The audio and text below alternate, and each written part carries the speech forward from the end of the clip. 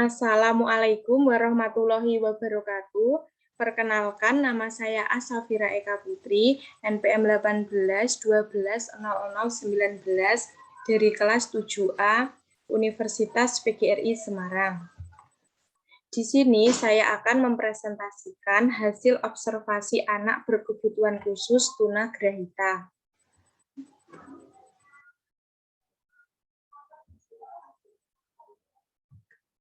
Bab 1, identitas anak. Nama Supadi, jenis kelamin laki-laki, usia 16 tahun, kelahiran 1 Juli 2005. Alamat domisili Desa Pengkol Jagong, Dukuh Temuireng, RT 8, RW 2, Kecamatan Jati, Kabupaten Blora, kode pos 58384, Jawa Tengah. Riwayat sejarah keluarga atau garis keturunan berkebutuhan khusus. Tidak ada anggota keluarga yang mempunyai keturunan berkebutuhan khusus. Waktu tahun 2004, orang tua Supadi sudah mempunyai 3 orang anak, yaitu anak yang pertama berumur 27 tahun, anak yang kedua berumur 24 tahun, dan anak yang ketiga berumur 21 tahun. Waktu itu, orang tua Supadi tidak menyangka kalau hamil lagi karena sudah mempunyai 3 orang anak yang sudah dewasa semua.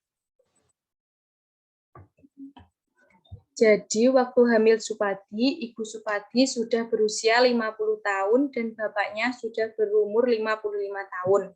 Waktu hamil, bidan desa sudah memberitahu kalau hamil di usia 50 tahun ke atas berisiko tinggi waktu melahirkan. Akibat sering dibicarakan oleh tetangga-tetangganya karena di usia 50 tahun masih hamil, sehingga beliau mengalami frustasi. Saat itu juga Ibu Supadi sempat minum obat penggugur kandungan agar bayinya tidak selamat.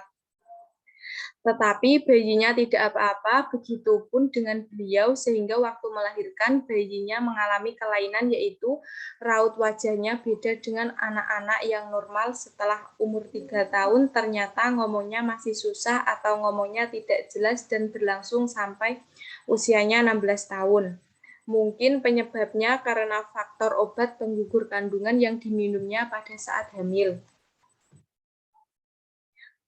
Bab 2, analisis perkembangan anak. 1. Perkembangan anak yang tidak sesuai dengan kenormalan usianya. Sekarang Supadi sudah berusia 16 tahun, akan tetapi dia masih seperti anak kecil dan masih duduk di bangku sekolah dasar kelas 6. Tingkat kecerdasan Supadi sangat terbatas, yaitu di bawah rata-rata teman sebayanya. Karena seharusnya Supadi sudah duduk di bangku kelas 2 SMA, seperti teman-teman lainnya yang sama-sama kelahiran 2005. Namun sekarang ini Supadi masih duduk di bangku kelas 6 SD.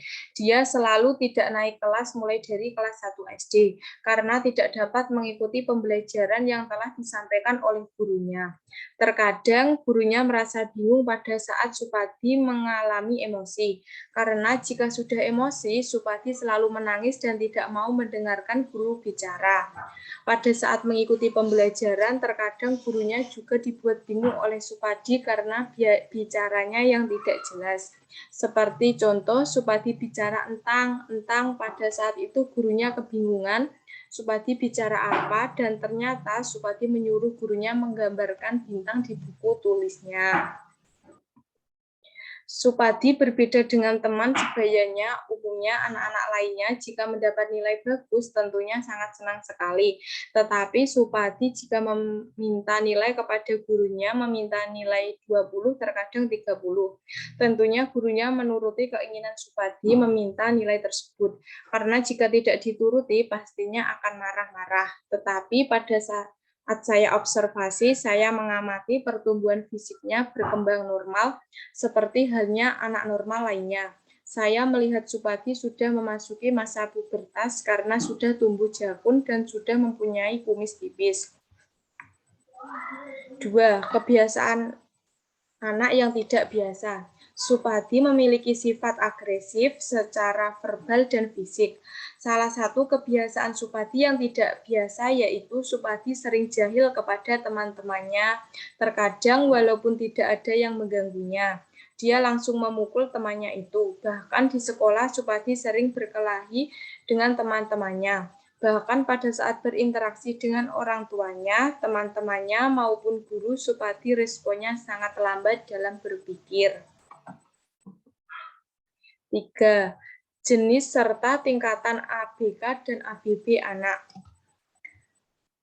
Menurut hasil observasi saya, Supadi termasuk ke dalam jenis anak berkebutuhan khusus tunagrahita. Tunagrahita adalah seseorang yang mengalami hambatan fungsi kecerdasan intelektual dan adaptasi tingkah laku yang terjadi pada masa perkembangannya dan juga menyebabkan kesulitan dalam tugas-tugas akademik, komunikasi, maupun sosial. Serta jenis tingkat IQ Supadi adalah moderate atau rentang IQ 40-45. Karena Supadi masih bisa berkomunikasi untuk menyampaikan kebutuhan dasar seperti makan, minum, mandi, walaupun bicaranya kurang jelas. Begitupun dengan penampilan fisiknya yang juga menunjukkan kelainan sebagai gejala bawaan. Meskipun begitu, tetapi Supadi masih dapat dididik oleh orang tuanya untuk mengurus dirinya sendiri, meskipun membutuhkan proses yang cukup lama. Bab 3. Perlakuan di lingkungan. 1. Perlakuan di lingkungan keluarga. Hubungan orang tua dan Supadi sangat baik. Semua anggota keluarganya juga menyayangi Supadi, karena hubungan orang tua sangat mempengaruhi pertumbuhan jiwa anak. Hubungan yang serasi, penuh dan pengertian dan kasih sayang akan membawa pribadi yang tenang, terbuka, dan mudah mendidik, karena anak mendapatkan kesempatan yang cukup dan baik untuk bertumbuh dan berkembang. Orang tua dan keluarganya juga sudah menyadari kalau perkembangan anaknya tidak senormal anak lainnya, sehingga orang tua dan keluarganya tidak malu dengan kondisi Supadi yang seperti itu, karena anak adalah titipan Allah Subhanahu wa Ta'ala yang harus dijaga dan dibesarkan dengan baik dan penuh kasih sayang. Begitupun dengan teman-temannya juga menyayanginya walaupun terkadang suka jahil kepada teman-temannya. 2. Perlakuan di lingkungan sosial dan masyarakat. Sikap masyarakat di desa tempat tinggal Supadi rata-rata semuanya termasuk masyarakat yang baik dan peduli terhadap sesama. Hanya ada beberapa orang yang mungkin tidak menyukainya, karena sudah biasa hidup di desa seperti itu. Dimanapun kita tinggal, pastinya ada saja yang tidak menyukai kita, apapun alasannya. Setelah saya mengamati tetangga saya yang rumahnya dekat rumahnya Supadi, mereka akan berusaha memberikan dukungan secara tidak berlebihan atau pada saat berhadapan dengan anak yang mempunyai kebutuhan khusus.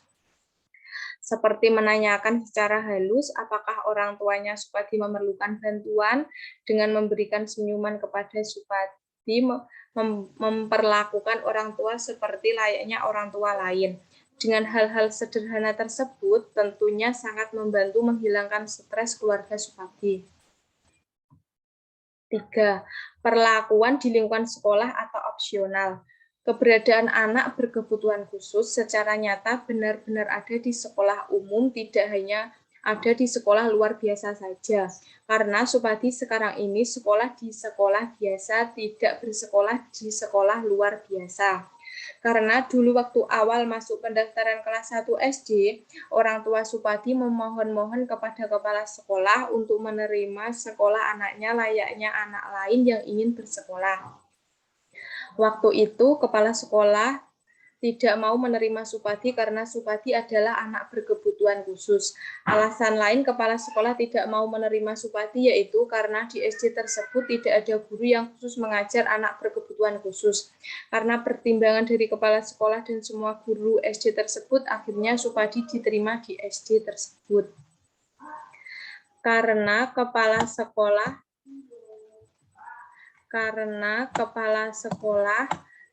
dan semua guru sudah tahu kondisi ekonomi keluarga Supadi yang pas-pasan, ditambah lagi kedua orang tuanya sudah tua.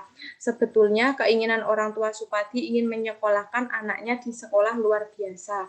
Tetapi jarak antara rumah dan sekolah luar biasa tersebut cukup jauh, yaitu 45 km. Karena sekolah luar biasa pada saat itu adanya hanya di pusat kota Blora. Semisal menyekolahkan di SLB, pastinya kedua orang tuanya tidak sanggup untuk membiayai sekolahnya. Karena pulang pergi setiap hari yang jaraknya cukup jauh pastinya memakan biaya yang sangat banyak. Ditambah lagi, kedua orang tuanya sudah tua dan tidak berani naik motor sampai ke kota. Pada saat kepala sekolah menerima Supadi di SD tersebut, kedua orang tua Supadi sangat bahagia karena bisa melihat anaknya bisa bersekolah seperti anak-anak lainnya. Guru di SD tersebut juga tidak membeda-bedakan antara siswa yang normal dengan siswa yang mempunyai kebutuhan khusus tunagrahita seperti halnya Supadi. Bab 4, kesimpulan dan saran. Kesimpulan keadaan yang dialami anak. Tidak seorang pun orang tua yang menginginkan anaknya lahir dengan berkebutuhan khusus. Pastinya semua orang tua menginginkan anaknya lahir dengan sempurna dan normal tanpa mempunyai kekurangan apapun. Tetapi manusia tidak bisa menciptakan semua, tergantung dari Allah Subhanahu wa taala. Karena anak adalah titipan dari Allah Subhanahu wa taala yang selalu dijaga, dibimbing, yang harus dijaga dan dibesarkan dengan baik dan penuh kasih sayang yang tulus dan ikhlas. Menurut hasil observasi saya, Supadi termasuk ke dalam jenis anak berkebutuhan khusus tunagrahita. Tunagrahita adalah seseorang yang mengalami hambatan fungsi kecerdasan intelektual dan adaptasi tingkah laku yang terjadi pada masa perkembangannya dan juga menyebabkan kesulitan dalam tugas-tugas akademik, komunikasi maupun sosial. Serta jenis tingkatan IQ Supadi adalah moderator atau rentang IQ 40 sampai 45. Karena Supadi masih bisa berkomunikasi untuk menyampaikan kebutuhan dasar seperti makan, minum, mandi, walaupun bicaranya kurang jelas. Begitupun dengan penampilan fisiknya juga menunjukkan kelainan sebagai gejala bawaan. Meskipun begitu, tetapi Supadi masih dapat dididik oleh orang tuanya untuk mengurus dirinya sendiri meskipun membutuhkan proses yang cukup lama. Pendidikan merupakan hak bagi setiap orang tanpa terkecuali, termasuk anak yang mempunyai kebutuhan khusus tunagrahita. Karena anak yang mempunyai kebutuhan khusus tunagrahita juga mempunyai hak yang sama seperti anak-anak normal lainnya. Adanya perbedaan kebutuhan dan perlakuan dalam pemberian layanan pendidikan bagi anak berkebutuhan khusus tunagrahita, sehingga dibutuhkan pemerataan dalam layanan pendidikan. Keberadaan SLB yang sangat terbatas di Kabupaten Blora ternyata belum dapat memfasilitasi secara keseluruhan jumlah ABK yang ada, di mana jumlah ABK yang sebenarnya cukup banyak di Kabupaten Blora. Sebagai lembaga yang menangani ABK, maka SLB diharapkan dapat memberikan layanan yang baik bagi ABK untuk mendapatkan pendidikan yang layak dan sama seperti anak normal lainnya. Saran berbagai pihak yang berkaitan dengan anak.